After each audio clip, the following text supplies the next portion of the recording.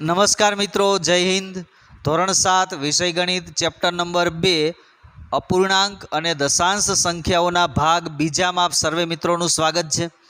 મિત્રો, ભાગ 1માં છેલ્લે આપણે જ્યારે ભાગાકારમાં 10, 100, 1000 જેવી સંખ્યાઓ આવેલી હોય, એટલે કે એકની પાછળ મીંડાવાળી સંખ્યાઓ હોય, ત્યારે એ સંખ્યાઓને દશાંશ સ્વરૂપમાં કઈ રીતે દર્શાવી શકાય એની વાત કરેલી. એના બદલે અહીંયા આવે જ્યારે ભાગાકારના બદલે ગુણાકારમાં 10, 100, 1000, 10,000, લાખ આવી સંખ્યા હોય તો તેવી સંખ્યાને દશાંશ સ્વરૂપે કઈ રીતે લખી શકાય. ભાગાકારવાળી વાત સેજ મગજ ઉપર લઈ આવો કે દશાંશ ચિહ્ન જ્યાં હોય અને ભાગાકારમાં જો કોઈ સંખ્યા આપેલ હોય, દાખલા તરીકે નાનું એવું એક ઉદાહરણ તમને આપું મિત્રો, કે એમ છે કે 4.3 એના છેદમાં 10, તો છેદમાં એક મીંડું છે, એક 0 છે, તો આપણે ડાબી બાજુએ એક ડગલું, જેટલા મીંડા એટલા ડગલા ડાબી બાજુએ એક સ્થાન આપો તો 0.43 આ રીતે દશાંશ સ્વરૂપ લઈ આવી શકતા હતા. એના બદલે જો ગુણાકારમાં હોય તો તમે કઈ રીતે દશાંશ સ્વરૂપ લઈ આવી શકો? તો ગુણાકારમાં જેટલા મીંડાવાળી સંખ્યા હોય એટલા ડગલા જમણી બાજુએ જવાનું થાય. આ સંખ્યામાં પોઈન્ટ ક્યાંય ન હોય તો સંખ્યા પૂરી થાય ત્યાં હોય. અને મારે લખવું હોય તો હું આમ લખી શકું કે આ 62.0 કહેવાય અને એને ગુણ્યા 10 છે. તો આના બરાબર આપણે એક સ્થાન જમણી બાજુએ જાઓ તો 62, આ 0.0 પહેલાં છે એના બદલે 0 પછી આવી જાય એટલે 620. પછી અહીંયા પોઈન્ટ લખીને 0 લખવો હોય તો લખી શકો અને ન લખો તો પણ કોઈ ફેર પડતો નથી. ત્યાર પછી 43 ગુણ્યા 100, બે મીંડા આવ્યા. હવે 2 0 હોય એટલે પોઈન્ટને 2 સ્થાન જમણી બાજુએ ખસેડવાના, 2 ડગલા જમણી બાજુ, એટલે અહીંયા 43 તો છે જ. હવે પોઈન્ટ આવે ખરેખર તો એ પોઈન્ટને 2 સ્થાન જમણી બાજુ એટલે કોઈ આંકડો નથી તો 2 મીંડા મૂકવાના થાય, પછી પોઈન્ટ આવે, પણ એ પછી પોઈન્ટ લખવાની કોઈ જરૂરિયાત રહેતી નથી. ત્યાર પછી 5.369 એને ગુણ્યા 100. હવે ફરીવાર ગુણાકારમાં 100 એટલે જમણી બાજુએ કેટલા મીંડા છે તો કે 2, એટલે 2 ડગલા ચાલવાનું થાય, 1 અને 2 મીંડા એટલે 36, પછી પોઈન્ટ આવે, પહેલા પોઈન્ટ છે એને બદલે. તો 5, 3, 6 આ 2 સ્થાન આ બાજુ એટલે 0.9, 536.9 એવી દશાંશ સંખ્યા આપણને મળવાની છે. અહીંયા જુઓ મિત્રો, 322 ગુણ્યા 10, અહીંયા પોઈન્ટ હોય, દશાંશ ચિહ્ન અહીંયા છે, એક જ શૂન્યવાળી સંખ્યા છે તો એક સ્થાન જમણી બાજુએ ખસી જાવ એટલે આ 322 તો ખરા જ. હવે અહીંયા પોઈન્ટ કહેવાય ખરેખર, એક સ્થાન જમણી બાજુ જેવું હોય કોઈ સંખ્યા નથી તો મારે 0 ઉમેરવાના, પછી પોઈન્ટ આવે, પણ એ પોઈન્ટ લખવાનો કોઈ અર્થ રહેતો નથી. 2.9 ગુણ્યા 10, ફરી પાછી એક જ મીંડાવાળી સંખ્યા આવી, એક સ્થાન જમણી બાજુએ જાઓ એટલે 9ની આગળ પોઈન્ટ છે એના બદલે 9 પછી પોઈન્ટ આવે તો 29.0 એવું લખી શકો, પણ પોઈન્ટ 0 લખવાની જરૂરિયાત નહીં. આ રીતે કોઈ સંખ્યા હોય 0 સિવાયની તો દર્શાવવું જરૂરી, 0 હોય તો લખવાની કોઈ જરૂરિયાત નહીં. 43.21 એને ગુણ્યા 1000. હવે જુઓ 1000 એટલે 3 શૂન્ય આવ્યા એટલે આપણે જમણી બાજુએ 3 ડગલા ચાલવાનું થાય. હવે 3 ડગલા ચાલો તો 43 પોઈન્ટ, આ પોઈન્ટને 3 સ્થાન એટલે 1 અને 2 સ્થાન તો છે 21, એટલે એક સ્થાન ઘટે છે એટલે એક મીંડું ઉમેરવાનું થાય.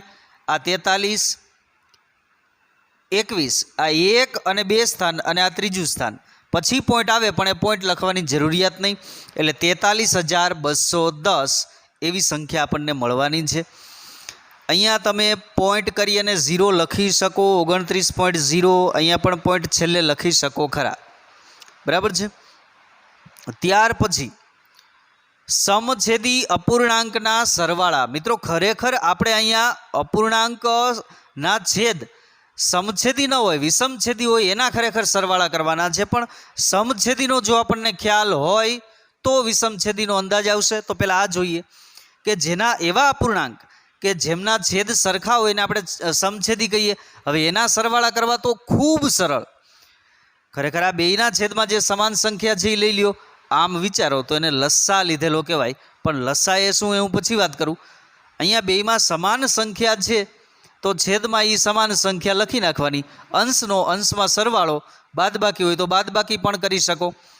આ 2 + 8, આ 8 ને 2 10, 10/3 આ સરવાળો કર્યો કહેવાય. બંને અપૂર્ણાંકનો સરવાળો આવશે 10/3. ત્યાર પછી જુઓ તો અહીંયા સમાન છેદ બંનેનો છે 9, 1/9 અને 17/9. તો એ સમાન છેદ 9 લખ્યા પછી 1 + 17, તો આ 17 ને 1 18/9. અહીંયા છેદ ઉડી શકે કારણ કે 9 2 18 થાય. 9 9 કેન્સલ, જવાબ આવશે 2. અહીંયા તમે જુઓ તો 3/5 અને 8/5. તો આ 5 જે સમાન છેદ જે આપણે એમના એમ લખી નાખો. 3 અને 8નો સરવાળો, તો 8 ને 3 11/5. મિત્રો આ સમાન છેદ હોય તો આ રીતે સરવાળો કરી શકાય. અસમાન એટલે કે વિષમ છેદી જેને આપણે કહીએ એવો છેદ હોય તો આ રીતે સીધું ન થઈ શકે. અહીંયા 3 હોય ને અહીં 5 હોય તો આમ સીધો સરવાળો ન થાય. તો શું કરવું પડે? તો છેદમાં આપેલી સંખ્યાઓ જે હોય એમનો લસ્સા લેવો પડે. તો પહેલાં મને એ ખબર હોય કે લસ્સા એટલે શું. સૌથી પ્રથમ વખત આપણે 6ઠ્ઠા ધોરણમાં પણ શીખ્યા છીએ કે લસ્સા એટલે લઘુત્તમ સામાન્ય અવયવી. અવયવી એટલે શું? તો કે કોઈ પણ સંખ્યાનો અવયવી એટલે એ સંખ્યાના ઘડિયામાં આવતી સંખ્યાઓ. આપણે 2ના અવયવી ગણવા હોય તો 2ના ઘડિયામાં જે આવે એ સંખ્યા બધા એના અવયવી કહેવાય. 2 2 2 4 એટલે 2 4 2 3 6 2 4 8 2 4 6 8 10 આ બધા 2ના અવયવી. 3ના અવયવી એટલે 3 6 9 12 15 18 એ 3ના અવયવી ગણાય.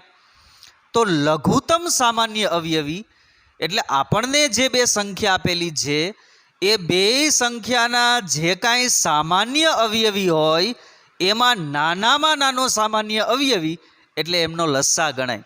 એક ઉદાહરણ આપણે જોઈએ કે 2 અને 3 આ બેયનો લસ્સા આપણે લેવો હોય તો બેયનો ઘડિયો બોલવાનો.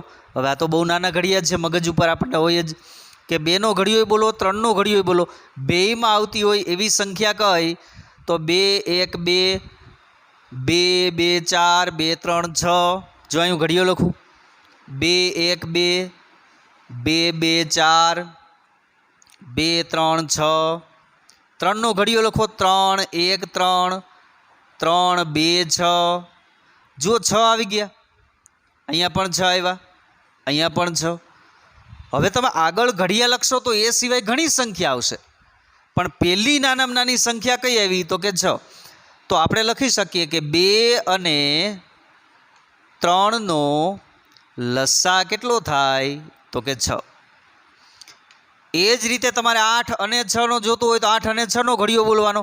8 1 8 8 2 16 8 3 24 8 4 32. 6નો ઘડિયો બોલો 6 1 6 6 2 12 6 3 18 6 4 24.